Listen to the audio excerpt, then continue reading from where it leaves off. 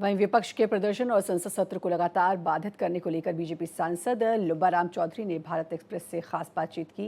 वे कहा कि विपक्ष के पास कोई मुद्दा नहीं।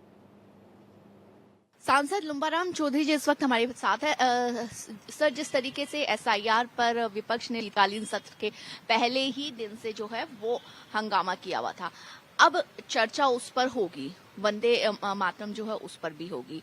क्या लगता है इसके बाद अब शीतकालीन सत्र की तस्वीर क्या होने वाली है? विपक्ष चर्चा करेगा आराम से, कैसे आसार लगे? हमारे देश के प्रधानमंत्री आदरणीय नरेंद्र जी मोदी जिस तरह से काम कर रहे हैं, तो विपक्ष के पास कोई मुद्दा नहीं है। और मुद्दा नहीं होने के कारण गलत तरीके से मुद्दा बीच में ला करके आज लोकसभा को नहीं चलने दे रहे हैं, जहां सरकार के लाखों रुपए लेकर लग के खर्च हो रहे हैं।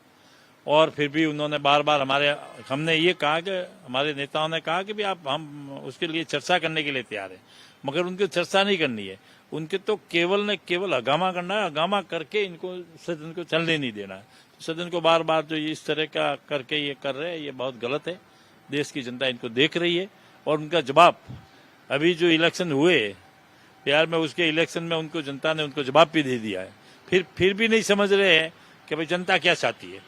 लेकिन क्या लगता है वो ही बिहार की हार का डर ही बंगाल में जो है वो सता रहा है विपक्ष को? हालांकि जो प्रोटेस्ट कर रहे थे विपक्ष, कांग्रेस जो कर रही थी एसआईआर को लेकर, उसमें टीएमसी इस बार पार्लियामेंट में उनका साथ देती हुई नजर नहीं है।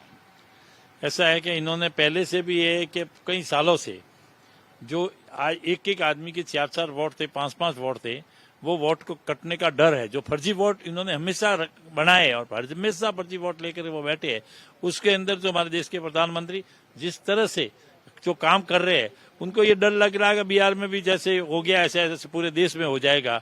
तो वो तो होने वाला है। कोई इनके भले लोकसभा चलने देवे कि नहीं देवे, मगर जनता का पैसे खराब हो रहा है। भारत एक्सप्रेस के लिए कैमरामैन शरद बारिक के साथ में कोमल शर्मा।